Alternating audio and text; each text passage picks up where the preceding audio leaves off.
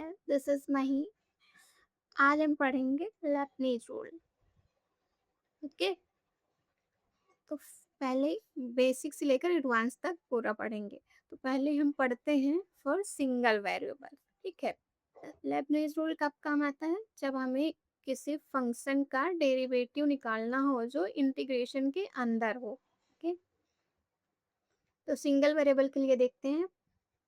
मान लीजिए F X equal to हमको दिया है a x to B x F T D T. Okay, ये हमको एफ एक्स दिया है, तो हमें डेरिवेटिव निकालना है एफ का। Okay, D D F upon D x. देखिए ये कैपिटल एफ है और सिंगल एफ स्मॉल एफ है। ठीक है, ये ध्यान दीजिएगा। दैट मीन्स क्या निकालना है हमें? D of D X limit A x to B x F T D T. अब इस पूरे फंक्शन का हमको डेरिवेटिव निकालना है। तो ऐसा कोई फंक्शन दिया हो जो विद द लिमिट हो और इंटीग्रेशन के अंदर दिया हो, तब यहाँ पे हमें लेबनीज रूल की जरूरत पड़ती है। तो लेबनीज रूल हमारा क्या कहता है? Leibniz rule D upon D x of limit A X B x F T D T equal to क्या होगा हमारा? Small F. तो ये जो अपर लिमिट है टी के स्थान पे ये अपर लिमिट रख देंगे एफ ऑफ बी एक्स। ठीक है, minus f of b x into b dash x. Okay, that means x के रिस्पेक्ट में बी का डेरिवेटिव माइनस एफ ऑफ, अब ये लोअर लिमिट रख देंगे a x f of a x and इस ए एक्स का डेरिवेटिव एक्स के रिस्पेक्ट में, that means a dash x. ये होता है हमारा लेबनीज रूल सिंगल वेरिएबल के लिए। अब देखिए ये तो फार्मूला हो गया। यहाँ पे कुछ कंडीशंस होती हैं। यहाँ देखिए हमें किस किस चीज़ की जरूरत पड़ रही है। एक तो जो इंटीग्रेशन के अंदर ये स्मॉल एफ टी दिया है हमको, जो फंक्शन दिया है इसका डेरिवेटिव एग्जिस्ट करना चाहिए। अब वो कब होगा? जब एफ हमारा कंटिन्यूअस होगा। तो यहाँ पे हमें कंडीशंस क्या क्या होनी चाहिए? दैट मीन्स लेबनीज रूल तभी एप्लीकेबल होगा जब ये कंडीशंस होल्ड करेंगी। फर्स्ट क्या? फर्स्ट एफ हमारा होना चाहिए कंटिन्यूअस, एफ इज कंटिन्यूअस। अब देखिए एफ कंटिन्यूअस होना चाहिए और किस डोमेन में कंटिन्यूअस होना चाहिए? ऐसे डोमेन में कंटिन्यूअस होना चाहिए जो इन लिमिट्स को, जो अपर एंड लोअर लिमिट्स दी हैं, इनको कंटेन करे। क्योंकि यहाँ देखिए एफ ऑफ बी एक्स आ रहा है नहीं, तो एफ की वैल्यू हम कहाँ पे निकाल रहे हैं? बी एक्स पे। ठीक है, तो एफ बी एक्स एग्जिस्ट करना चाहिए। तो एफ हमारा कहाँ कंटिन्यूअस होना चाहिए? F is continuous on the interval containing the limits। That means क्या? मान लीजिए एफ आई पे कंटिन्यूअस है। ओके, एफ जो है इंटरवल आई पे कंटिन्यूअस मान लीजिए कंटिन्यूअस है। That means a x and b x I में कंटेन करने चाहिए। दैट मीन्स एफ कंटिन्यूअस होना चाहिए ऐसे डोमेन में या ऐसे इंटरवल में जो ये जो upper limit and lower limit दी है इनको कंटेन करे। ठीक है, एक कंडीशन तो ये हो गई। और सेकंड क्या होती है? सेकंड यहीं से लिखेगी। देखिए हम क्या यूज कर रहे हैं? बी डैश एक्स चाहिए होगा ना लेबनीज रूल अप्लाई करने के लिए। ये वाला तो चलो हो गया। बी डैश एक्स चाहिए, दैट मीन्स बी का एक्स के रिस्पेक्ट में derivative and A dash x, that means a का एक्स के रिस्पेक्ट में डेरिवेटिव। अब देखिए यहाँ से क्या निकल रहा है कि जो upper limit and lower limiting है वो क्या होनी चाहिए, डिफरेंशिएबल होने चाहिए, वो फंक्शन क्या होने चाहिए, डिफरेंशिएबल होने चाहिए। सेकंड क्या हो जाएगा, सेकंड कंडीशन क्या हो जाएगी, both limits are differentiable, both limits upper and lower are differentiable. Both limits upper क्या हमें दिया है, बी एक्स दिया है यहाँ पे, एंड लोअर क्या दी है, ए एक्स दी है, ठीक है। तो ये दोनों फंक्शन क्या होने चाहिए, हमारे डिफरेंशिएबल होना चाहिए। That means A B dash x and A dash X exist करना चाहिए, ओके। तो ये दोनों कंडीशन अगर फॉलो होंगी तभी हम ये लेबनीज रूल जो ये लिख रखा है इसको अप्लाई कर पाएंगे किसी क्वेश्चन में, ओके। अब ये हम एफ को कंटीन्यूअस कंडीशन रिक्वायर्ड होगी, क्यों रिक्वायर्ड होगी, क्योंकि ये जो पोर्शन है ना, ये LHS ये तभी एग्जिस्ट करेगा, मतलब इसको हम तभी सॉल्व कर पाएंगे जब एफ हमारा कंटीन्यूअस हो। अगर आप रिकॉल करेंगे तो ये जो आपने पहले पढ़ी होगी फंडामेंटल थ्योरम ऑफ कैलकुलस, वहीं से ये एग्जिस्ट करेगा। फंडामेंटल थ्योरम ऑफ कैलकुलस क्या होती है, if F is continuous on the interval I, if f is continuous on the interval I and capital F is any antiderivative, any antiderivative of f, antiderivative of f कौन सा है, small f का, then capital F dash x equal to fx। यहाँ f dash x क्या represent कर रहा है, x के रिस्पेक्ट में f का डेरिवेटिव। अब इसको थोड़ा इजी लैंग्वेज में समझे तो ये क्या कह रहे हैं, F is any anti derivative. Anti derivative का मतलब क्या होता है कि एफ जो है, एफ कुछ ऐसा दिया है कि F X equal to limit A to B, या फिर यहाँ हमने इंटरवल आई में लिया है ना कंटिन्यूअस, तो यहाँ आई पे भी ले सकते हैं, integration over I F T D T, या कुछ ऐसा है, okay. F is any anti derivative of small F, इसका मतलब क्या हो रहा है कि एफ का रिप्रेजेंटेशन, कैपिटल एफ का रिप्रेजेंटेशन स्मॉल एफ के रूप में कुछ ऐसा है, ओके। देन क्या है, F dash X equal to F X, that means यहाँ से क्या है कि D of D X, F dash X means क्या, कैपिटल एफ का एक्स के रिस्पेक्ट में डेरिवेटिव, और एफ हमारा कैसा है, D F D x of F कैसा है, ऐसा, integration of F T D T, okay. देखिए, और ये जो एक्सप्रेशन है हमारा, देखिए यही तो है लेबनीज रूल में एक्सप्रेशन, है ना। कहाँ गया हमारा, ये देखिए हम d of D x of किसका निकाल रहे हैं, limit of a x to B x F T D t. That's why ये लेबनीज रूल कब अप्लाई होगा, जब एफ हमारा कंटिन्यूअस हो, okay. And b dash x and A dash x की जरूरत पड़ रही है, इसलिए जो दोनों लिमिट वाले फंक्शन हैं जो इनका डेरिवेटिव एग्जिस्ट करना चाहिए, दैट मीन्स ये डिफरेंशिएबल होना चाहिए, तभी हम कहेंगे कि लेबनिज रूल हमारा अप्लाई होगा, ओके। तो चलिए ये तो हो गया हमारा सिंगल वेरिएबल के लिए। अब नेक्स्ट हम पढ़ेंगे मल्टी वेरिएबल के लिए। सेकेंड किसके लिए है, मल्टी वेरिएबल। फर्स्ट हमने सिंगल वेरिएबल के लिए पढ़ा, नेक्स्ट हम मल्टी वेरिएबल के लिए पढ़ेंगे, ओके। अभी तक हमने क्या पढ़ा, सिंगल वेरिएबल, एफ हमारा एफ एक्स था ना, f equal to F x, जहाँ पे सिंगल वेरिएबल के लिए था, एक्स इंडिपेंडेंट वेरिएबल था एंड एफ हमारा डिपेंडेंट। अब दो वेरिएबल के लिए तो एफ हमारा यहाँ कुछ ऐसा होगा, एफ जो है एक्स एंड वाई का फंक्शन होगा, दैट मीन्स दो वेरिएबल का फंक्शन होगा, जहाँ पे x and y independent variable है एंड एफ हमारा इन पे डिपेंडेंट है। तो इनके लिए लेबनिज रूल क्या हो जाएगा, वैसे ही होगा।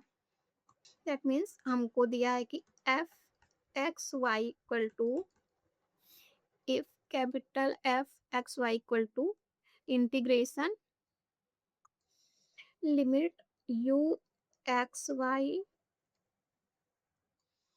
To v x y and small f T D T. Okay, this implies यहाँ पे एफ हमारा कैसे हो जाएगा, that means d of D x, यहाँ तो पार्शियल डेरिवेटिव निकलेंगे ना, तो डेल अपॉन डेल एक्स, पहले हम एक्स के रिस्पेक्ट में निकालेंगे, तो डेल अपॉन डेल एक्स किसका, कैपिटल एफ एक्स वाई का। Okay, that means del upon del x, capital F हमारा क्या है, integration of u x y v x y and f T D T. Okay, तो ये क्या हो जाएगा, सेम जैसे हमने सिंगल वेरिएबल में पढ़ा वैसे यहाँ गेट होगा। तो क्या हो जाएगा हमारा, स्मॉल एफ, ये जो वेरिएबल टी है इसको हम किससे रिप्लेस कर देंगे, यू से, अपर लिमिट से। तो f u x y, f u x y, ठीक है, इनटू, तब यू का एक्स के रिस्पेक्ट में डेरिवेटिव, क्योंकि एक्स के रिस्पेक्ट में निकाल रहे हैं ना, that means u x minus f, अब टी को किससे रिप्लेस करेंगे, लोअर लिमिट से, that means minus f v x y के इंटू वी का एक्स के रिस्पेक्ट में derivative, that is v x, ये हो गया। और सिमिलरली क्या वाई के रिस्पेक्ट में निकाल सकते हैं, वाई के रिस्पेक्ट में निकालेंगे, that means del f upon del y, ये क्या होगा हमारा, डेल अपॉन डेल वाई, और एफ क्या है हमारा, integration of limit on u x y to v x y f T D t. ठीक, तो ये क्या हो जाएगा, अब वाई के रिस्पेक्ट में करेंगे, तो f of u x y, ये अपर लिमिट से पहले टी को रिप्लेस करेंगे, ओके, एंड y के रिस्पेक्ट में ले रहे हैं तो u का डेरिवेटिव किसके रिस्पेक्ट में लेंगे, y के रिस्पेक्ट में, that means u y minus f of, अब लोअर लिमिट से v x y and v का डेरिवेटिव y के रिस्पेक्ट में। ओके, बस ये हो गया, दो वेरिएबल थे और दोनों के रिस्पेक्ट में हमारा निकला है पार्शियल डेरिवेटिव, ये हमारा हो गया del f upon del x and ये हो गया del f upon del y. अब यहाँ भी वही सेम कंडीशन है कि ये कब अप्लाई होगा, कि एफ हमारा कंटिन्यूअस होना चाहिए एंड जो बोथ लिमिट्स वाले फंक्शन है वो डिफरेंशिएबल होना चाहिए, क्योंकि वही फंडामेंटल थ्योरम ऑफ कैलकुलस, किसकी जरूरत पड़ रही है हमें, ये पर्टिकुलर डेरिवेटिव की ना, ये वाला जो ले रहे हैं, ओके, ये, और ये तभी एग्जिस्ट करेगा, दैट मीन्स सॉल्वेबल होगा इफ एफ क्या हो हमारा कंटिन्यूअस। तो वही यहाँ कंडीशन क्या होगी हमारी, where f is continuous in the interval contained both limit uxy and vxy, both limits, that means uxy, that means upper and lower limit।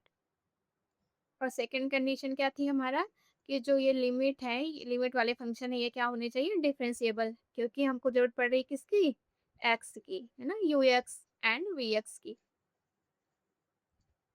तो सेकंड कंडीशन क्या हो जाएगी, and both limit are differentiable, both limit uxy and vxy are differentiable। चलिए दूसरा ये तो हो गया हमारा दो वेरिएबल के लिए। अब मल्टी वेरिएबल में तो जैसे अभी ये तक हम क्या ले रहे थे, एफ टी ले रहे थे ना, अब हम मान लीजिए ये एफ भी दो पैरामीटर्स का फंक्शन हो जाता है, मान लीजिए टी एंड एक्स का ऐसा। तो हम नेक्स्ट देखेंगे मल्टी वेरिएबल के लिए। थर्ड हमारा multi variable on multi variable. तो यहाँ पे मान लीजिए एफ हमारा कैसा दिया है, f equal to a x to B x. देखिए लिमिट हमारी सिंगल वेरिएबल है एंड ये जो फंक्शन हमारा ये multi variable t comma x का डी टी। ओके, एफ हमारा ऐसा दिया है और हमें निकालना है क्या, हमें निकालना है D F upon D x. यहाँ छोटी छोटी चीजों पे ध्यान दे, जैसे मान लीजिए ये टी है ना, हम किसके रिस्पेक्ट में है यहाँ पे इंटीग्रेशन, टी के रिस्पेक्ट में, एफ टी एक्स किसके रिस्पेक्ट में, डी टी मतलब टी के रिस्पेक्ट में। तो लॉजिक हमारा वही सेम होगा, दैट मीन्स क्या है, d upon D x of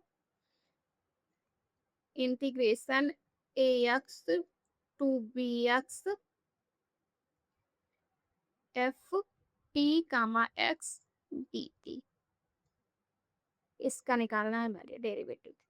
तो ये यहाँ पे लेबनिज रूल क्या हो जाएगा, ये हो जाएगा एफ ऑफ टी को हम रिप्लेस करेंगे पहले अपर लिमिट से। देखिए यहाँ डी टी है ना और यहाँ टी है, तो ये इस टी को मतलब इस वेरिएबल को जिसके रेस्पेक्ट में यहाँ इंटीग्रेशन दिया गया है उस वाले वेरिएबल को अपर लिमिट से रिप्लेस करेंगे।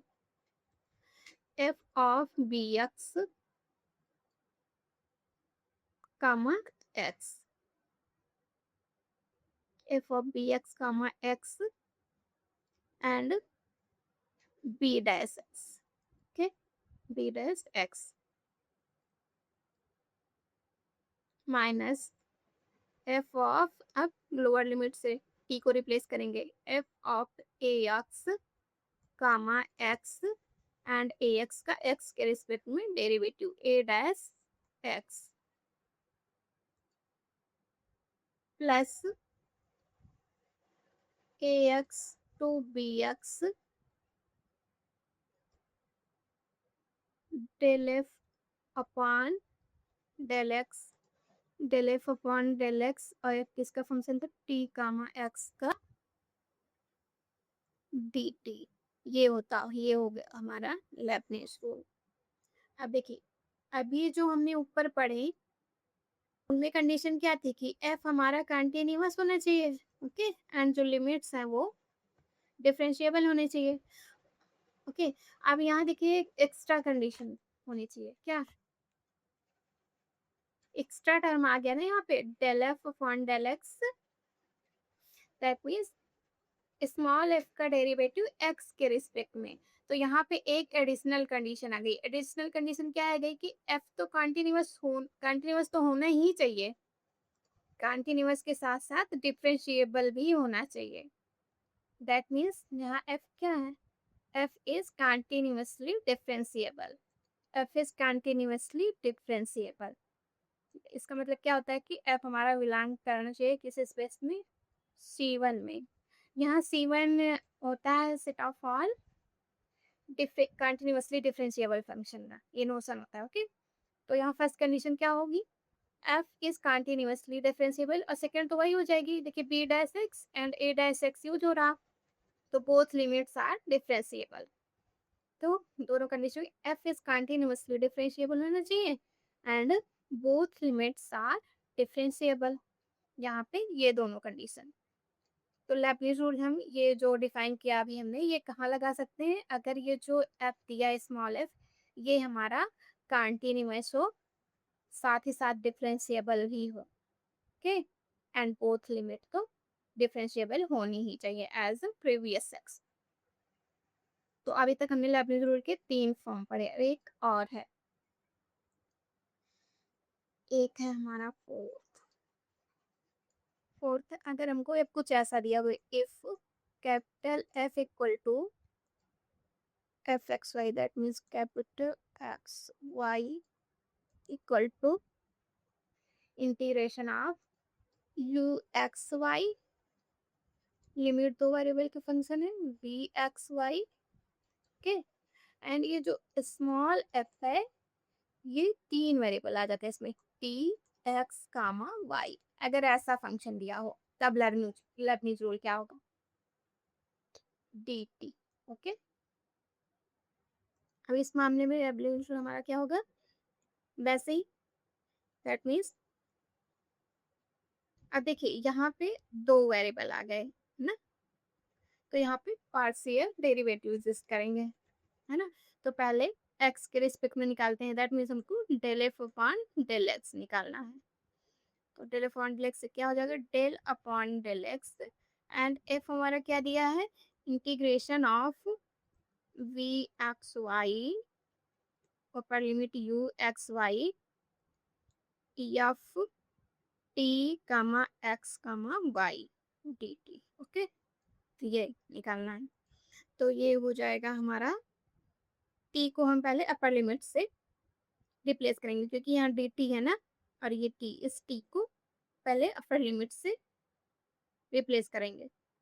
तो स्मॉल एफ ऑफ टी की जगह पे क्या हो जाएगा, u x y, upper limit u x comma y comma x comma Y.